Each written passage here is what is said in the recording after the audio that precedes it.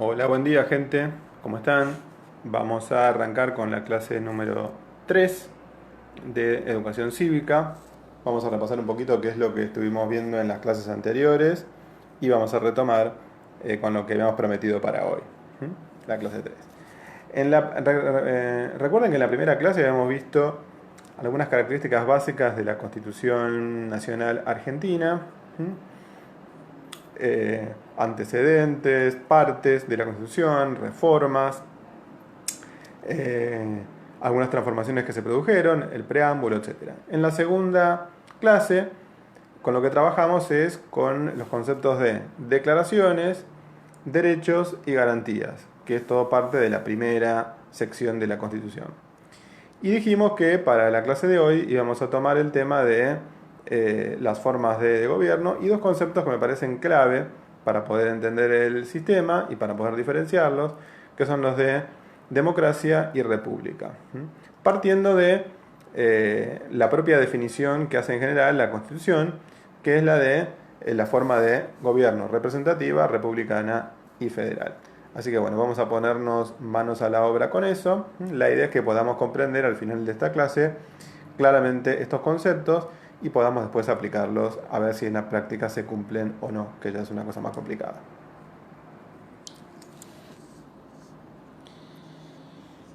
Dijimos que la Constitución Nacional establecía que la nación argentina tiene una forma de gobierno que es representativa, que es republicana y que es federal.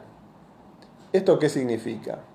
Ya vimos que el federalismo lo habíamos explicado en la primera clase, donde teníamos distintas provincias con distintas autonomías, cada provincia tiene su constitución, etc. Esto ya lo vimos, pueden consultar la clase número 1 para ver de qué se trata. Y nos quedan definir un poco estos dos conceptos, el de representativo y el de republicano. Para eso vamos a tener que hacer una especie de tipología de lo que llamamos la forma representativa, o lo que después se va a llamar la democracia. Cuando hablamos de una forma representativa, decimos que es un tipo o una de las formas, ¿sí? Por eso acá es una de las formas de lo que denominamos democracia. ¿Por qué es solamente una de las formas?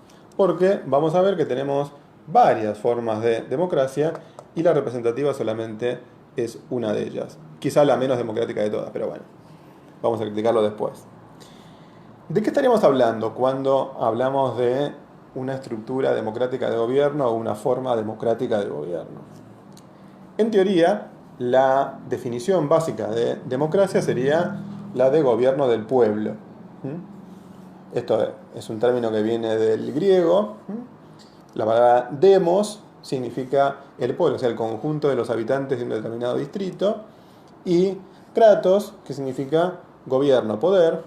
Entonces, si uno tradujera literalmente el término democracia, lo que estaría diciendo es que es un gobierno del pueblo, o sea, del conjunto de los, más que de los habitantes, de los ciudadanos de una determinada región o de una determinada ciudad, en el caso de Grecia. O sea, piensen que este es un concepto que nace en Grecia y surge aplicado solamente a lo que se llama la polis, o sea, una ciudad-estado, en donde había muy poquitas personas. Y dentro de ella solamente los ciudadanos podían participar, eso es lo que vamos a ver cuando distingamos república de democracia. ¿Cuáles serían los criterios fundamentales para decir, bueno, un gobierno es más democrático o menos democrático? Yo puse tres, que después los vamos a ir desgranando, que me parece que son los más importantes. Uno es que en una democracia tiene que haber una participación mayoritaria, o sea, tiene que haber una cada vez mayor cantidad de gente que participe y se involucre en los asuntos de la política. Si yo tengo un sistema en donde solamente participa una minoría, decimos que es una forma oligárquica o una forma aristocrática de gobierno, pero no es una forma democrática, ¿sí? O sea, la democracia incluiría la participación de las mayorías. Por otro lado, la democracia lo que plantea es un concepto general de igualdad. Vamos a ver que la igualdad no siempre es igual para todos, Porque acá podríamos incluir la igualdad meramente en sus formas legales o también la igualdad en sus formas sociales. O sea, que efectivamente seamos todos iguales ante la ley, no me garantiza que todos podamos participar en igualdad de condiciones. ¿Sí? De alguna manera, o sea, cuando uno dice que algo es más democrático, de alguna manera plantea que haya una igualdad entre todos los que participan. Eso también es una idea bastante clave de lo que eran las democracias antiguas, que lo que planteaban era lo que se llamaba la isonomía, o sea, la igualdad de derechos entre todos los ciudadanos que participaban. Y por otro lado, también, y sobre todo hoy, se plantea como algo importante de un gobierno democrático que haya procedimientos que sean abiertos y bien establecidos para saber quién termina imponiendo su criterio. O sea, que haya mecanismos, por ejemplo, como elecciones o mecanismos como consultas o respetos por las mayorías y las minorías. O sea, hay todo un tema de procedimientos que hacen también a las formas que son democráticas. O sea, no me alcanza con que, por ejemplo, haya una mayoría que apoya un gobierno, sino hay ciertos procedimientos claros para saber cómo se eligen esos gobiernos, cómo se mantienen, cuánto duran, etc. ¿Sí? Que eso también es una característica de la república, por eso a veces se confunden los dos conceptos. Digo, tomando estos tres elementos que son básicos, pasamos a ver un poco los distintos tipos de democracia. ¿Sí? Porque uno puede decir, bueno, está bien, democracia es cuando participa mucha gente, en igualdad de condiciones, etc. Pero, ¿qué formas hay? Una, que fue en realidad la primera que surgió en la historia, es la que se conoce como la democracia directa o la democracia pura. Que es aquella en donde el conjunto de los ciudadanos participan directamente en el gobierno. El ejemplo más clásico, es el ejemplo de las ciudades-estado antiguas en Grecia y después parcialmente en Roma también. O sea, un sistema político en donde el ciudadano, por el mero hecho de ser ciudadano, puede ir, levantarse de su casa, ir a la plaza pública, participar en las asambleas y votar como cualquier ciudadano. O sea, hay una democracia ejercida en forma directa. No hay nadie que me represente, sino que yo soy yo mismo como ciudadano el que me represento a mí mismo en la asamblea, puedo hablar en igualdad de condiciones con los demás y puedo plantear leyes o criticarlas o votarlas. Eso es lo que se conoce como la forma de democracia directa. Hay quien dice que en realidad estas formas de democracia directa eran posibles en el mundo antiguo porque de hecho cada ciudad tenía poquitos habitantes. O sea, en el caso de Atenas, que era la más conocida polis democrática del mundo antiguo, quizá tenía simplemente 40.000 ciudadanos, de los cuales 6.000 formaban parte de la asamblea, y se puede decir que una gran cantidad de gente participaba. Hoy sería imposible que todo el mundo se trasladara a una asamblea gigantesca de 10 millones de personas, con lo cual lo que se plantea es que la forma representativa sería lo que suplanta o lo que reemplaza a esa democracia directa. Igual ahí puede hacerse una crítica, porque hoy por hoy, con todo el desarrollo de los medios de comunicación, perfectamente podría hacerse algún tipo de consulta más o menos permanente al conjunto de la población sin tener que trasladarse a un determinado lugar. Y podría haber formas de democracia directa que sin embargo no se aplican porque evidentemente hay algunos que no les conviene. Pero no es que hay una cuestión solamente de cantidad de gente, sino que también hay que ver a qué intereses responde cada una de esas democracias, digamos. Bueno, en el mundo moderno, justamente por contraposición a esta democracia directa, se forma lo que se conoce como la democracia indirecta o representativa. ¿Eso qué significa? Que ya el pueblo no gobierna por sí mismo, o sea, el pueblo no va directamente a expresar sus intereses en una asamblea, sino que los ciudadanos son representados por determinadas autoridades que ese conjunto de ciudadanos elige.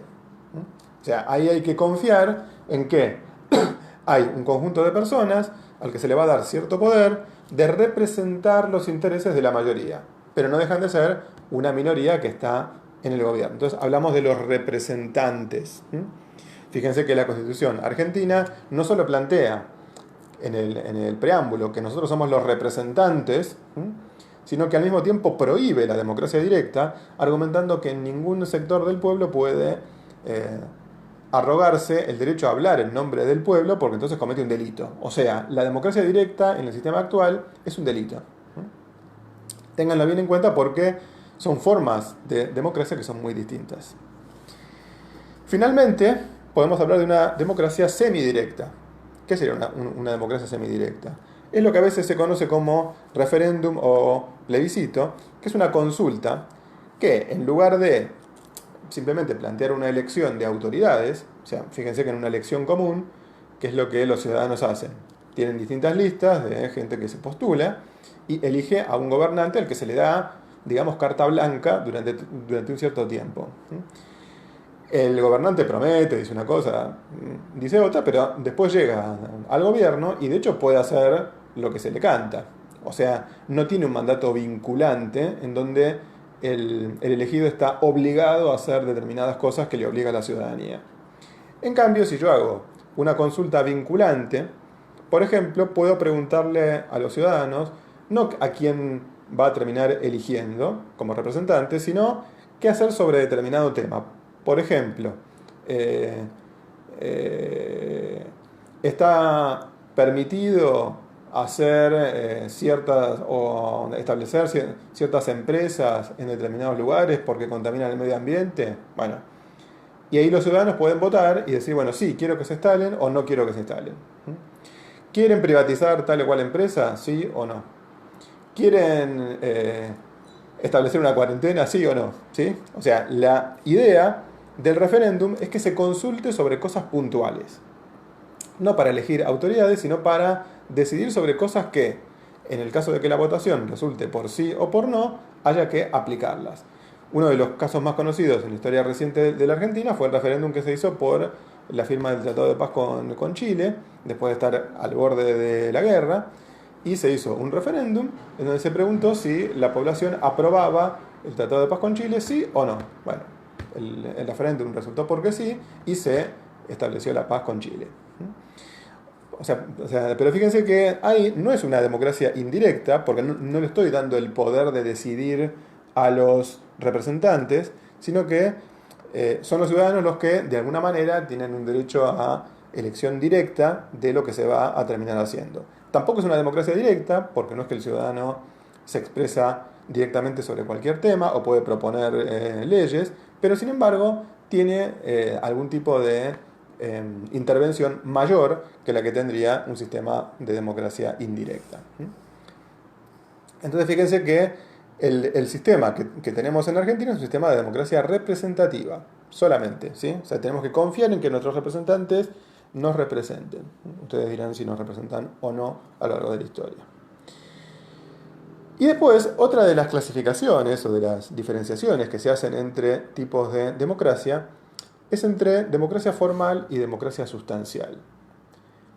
¿Qué diferencia hay entre una y otra?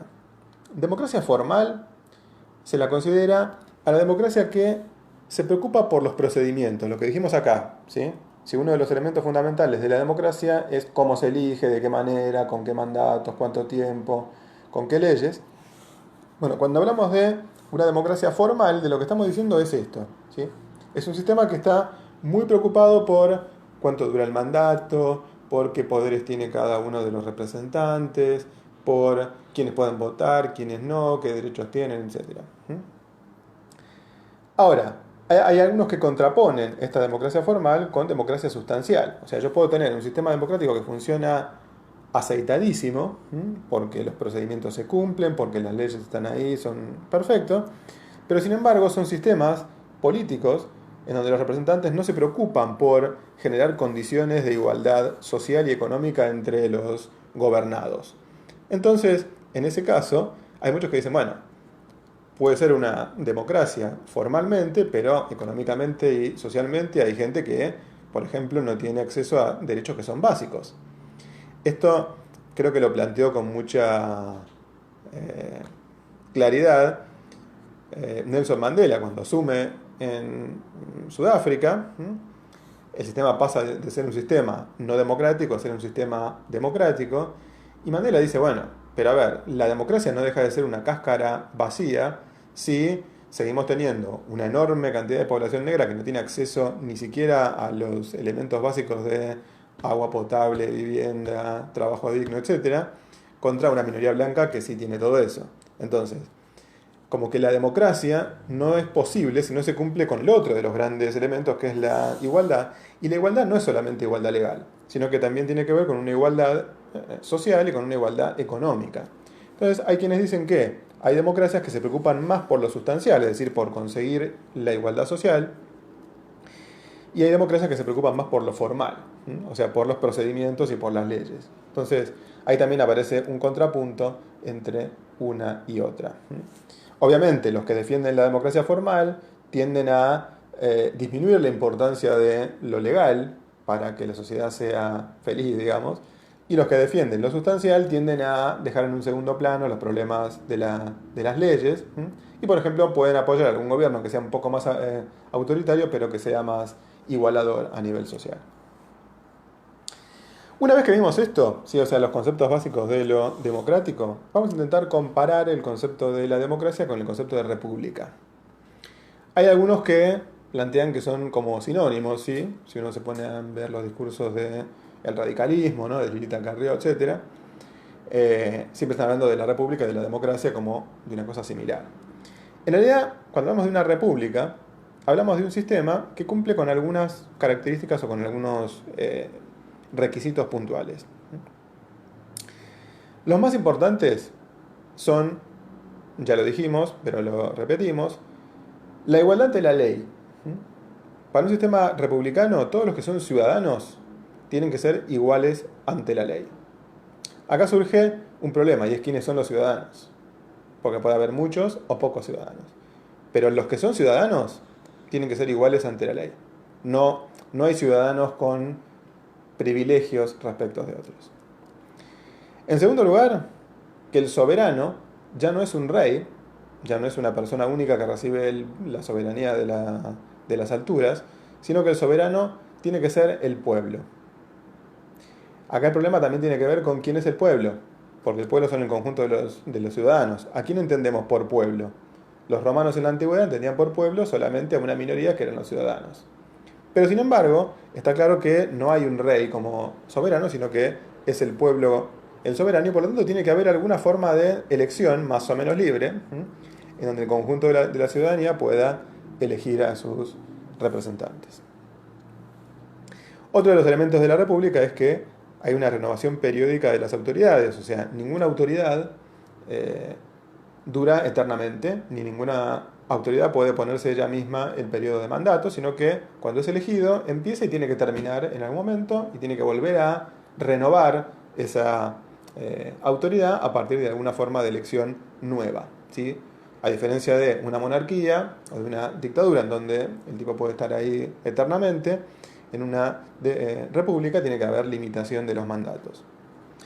Otro de los elementos fundamentales de la república, los vamos a ver en las unidades próximas, es el de la división de poderes. O sea, en una monarquía absoluta, por ejemplo, todos los poderes están nucleados en un único personaje que es el rey. En el caso de la república, tiene que haber distintos poderes, cada uno tiene su propia esfera de acción y se controlan mutuamente. Esa sería la idea de la utilidad de la división de poderes. Esto es un elemento fundamental para distinguir una república de otras formas de gobierno que incluso pueden ser más o menos democráticas, pero no son republicanas. Y finalmente tenemos dos características más, que los actos públicos tienen que ser, que los actos del gobierno tienen que ser públicos, tienen que ser publicados, no pueden tener ningún tipo de secreto por debajo de la mesa. Esto es algo que por lo general no se cumple en ninguna república, porque siempre hay elementos de seguridad, espías, etcétera, que no están al alcance de la población, pero es una aspiración del gobierno republicano. Y por otro lado, la responsabilidad de los funcionarios, que es un elemento importante, que tiene que ver con que en los gobiernos que no son republicanos, el que gobierna en realidad no es responsable. O sea, hace y si hace alguna cagada, algún error, en realidad, los demás tienen que fumárselo porque no tienen ninguna posibilidad de cuestionarlo. Es el caso del rey. El rey va a una guerra y la guerra es un desastre, bueno, es el rey. Nadie tiene la posibilidad de poder cuestionarlo, al menos en la ley. En cambio, cuando hablamos de una república, decimos que los funcionarios son responsables. O sea, en el caso cuando terminen con su mandato, pueden ser juzgados, pueden ser responsabilizados, pueden ser castigados por las acciones de gobierno erróneas o incorrectas que hayan hecho. Bien, una vez dicho esto, distinguimos claramente que no es lo mismo una república que una democracia, ¿sí? Una república principalmente tiene que ver con que hay un conjunto de ciudadanos que elige a un gobernante. Ese gobernante tiene un mandato limitado y hay división de poderes. Pero no necesariamente una república tiene que ser democrática, porque ya dijimos que la democracia significa una participación de la mayoría, una igualdad general y un conjunto de procedimientos. Yo puedo tener una república, como el caso de la república antigua y la república romana, que sea una república oligárquica. ¿Por qué? Porque en definitiva, los que se consideran pueblo o ciudadanos son una minoría. Entonces, el procedimiento puede ser perfectamente republicano, hay división de poderes, hay distintos magistrados con distintas atribuciones, pero sin embargo, ninguno, o sea, de esos representantes son elegidos por la mayoría, sino que quizás son minorías. Entonces puede haber una república que es oligárquica. La república, por lo general, se opone al concepto de monarquía, ¿sí? O sea, es un sistema con un poder único a un sistema con división de poderes. Pero puede ser una república oligárquica.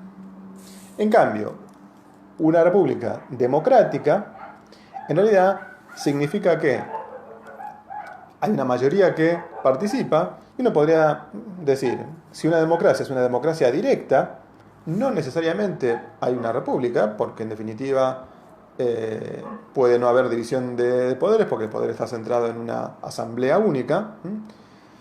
Incluso hay quien dice, bueno, puede ser una democracia sustancial, y los procedimientos republicanos no son tan transparentes, pero sin embargo hay efectivamente una posibilidad de hacer una igualdad económica y social entre las personas. Entonces, hay quien dice, puede haber una democracia que no sea estrictamente republicana. Por lo general, el concepto de democracia en el mundo actual se opone al de dictadura, no al de monarquía. O sea, ¿esto qué significa? Que una democracia lo que hace, por ejemplo, ahora vamos a verlo, es permitir la oposición y la dictadura no. Pero son dos conceptos que son bastante diferentes y por eso hay que diferenciarlos uno del otro. Justamente el último tema que nos toca es diferenciar democracias de dictaduras, en líneas generales. Ustedes van a encontrar en el cuadernillo un cuadrito comparativo. Yo le voy a cambiar algunas cositas, no demasiadas, pero como para hacerlo un poco más preciso. Cuando hablamos de un sistema democrático, ya hemos dicho que es el pueblo el que participa directa o indirectamente. Ya vimos los tipos de democracia, ¿sí? Directa, semidirecta, indirecta.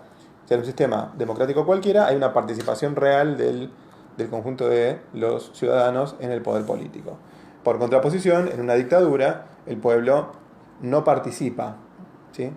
Puede, yo agrego, apoyar o no a un determinado gobierno. O sea, puede ser una especie de masa de maniobra de un gobierno. O sea, un gobierno puede ser popular, pero no necesariamente tiene que ser democrático, en el sentido de que se le deje participar y expresar la voz al conjunto de los ciudadanos. Por otro lado, en una democracia lo que hay es elecciones libres. Repito que pueden ser o bien elecciones libres o bien un sistema de consulta semidirecta o de participación directa, pero tiene que haber una participación real de todas las opciones posibles dentro de la ciudadanía. Obviamente en una dictadura o bien no hay elecciones, en el caso clásico de las dictaduras militares latinoamericanas, en el caso de la dictadura militar argentina, o son fraudulentas o se prohíben al resto de los partidos. O sea, en el caso de, no sé, la Alemania nazi había elecciones, pero sin embargo se prohibía a todo el resto de los partidos o se los perseguía. También esto sucede en varios países que se los llama socialistas o que son lo que vamos a llamar estalinismo, en donde hay elecciones formales, pero hay un solo partido y no hay posibilidades de elegir entre otra cosa. Entonces, acá no hay una alternativa real. Otra de las características de la democracia es la renovación periódica. Esto que vimos como característica que comparte con la república. O sea, los mandatos empiezan y terminan. Por lo general, en estructuras que son dictatoriales, hay una tendencia a perpetuarse en el poder. O sea, alguien que llega al gobierno sigue indefinidamente por muchos años y no sabemos cuándo termina, ¿sí? Por otro lado, en una democracia, y creo que este es el elemento más importante, se permite a la disidencia política. O sea, yo puedo tener un gobierno, pero puedo tener opositores de distintos signos que pueden hablar más o menos libremente dentro del sistema político. En general, en una dictadura lo que hace es prohibirse a la disidencia política. Por lo general, esto es lo que lleva a que si hay algún tipo de elección no pueda darse oposición y que sigan siempre los mismos en el poder durante un gran periodo de tiempo. Y por último, decimos que en la democracia, si bien tiene que cumplirse la voluntad de las mayorías, justamente porque si no, no hay democracia, también tienen que plantearse el respeto por las minorías. O sea, hay en determinada votación o en determinado tema, hay un conjunto de ciudadanos que es la mayoría que cree que la solución es esta, pero hay una minoría que dice que la solución es otra. Bueno, se va siempre a aplicar lo que la mayoría dice, pero siempre tiene que permitirse que la minoría, o sea, pueda seguir hablando, pueda seguir diciendo su proyecto, porque así, si la mayoría se equivoca en algún momento, existe la posibilidad de comparar entre un proyecto y otro. En cambio, cuando se habla de una dictadura, lo que se plantea es que hay solamente un líder o un partido o un determinado sector el que tiene la verdad. Si bien puede ser apoyado por las masas, no necesariamente es democrático si se prohíbe o si se categoriza a los opositores como enemigos de la patria o enemigos de la sociedad y se dice que no tienen que tener ningún derecho, ¿sí? O sea, fíjense que ahí hay toda una serie de diferencias entre formas más democráticas y formas más dictatoriales. En el cual ellos, por ejemplo, van a encontrar que las dictaduras tienden a violar los derechos humanos más que las democracias. Creo que eso no necesariamente es así. Obviamente que las dictaduras violan más derechos políticos porque no dejan participar, pero también una democracia puede violar muchos derechos económicos, sociales, incluso derechos civiles, y no deja de ser una democracia, digamos. El problema es que justamente ahí tenemos que ver entre lo que es democracia formal y sustancial y ver si se cumplen esos derechos en general o no. Así que bueno, ahí tenemos más o menos un pantallazo de estos conceptos básicos de la forma representativa y la forma republicana, democracia y república. Y bueno, vamos cerrando la clase número 3 de educación cívica. Y en la próxima vamos a empezar a trabajar con uno de los aspectos puntuales de la división de poderes en la Argentina, que son el poder ejecutivo, legislativo, judicial, qué características tienen, qué poderes tienen, qué atribuciones tienen, a partir de los poderes que le da la Constitución. Y entonces vamos a llevar estos conceptos que son muy abstractos a algo más concreto. Así que bueno, como siempre, si tienen dudas, preguntas, espero que les haya servido esta clase y nos vemos en la próxima hablando de la división de poderes en la Argentina. Chau, chau.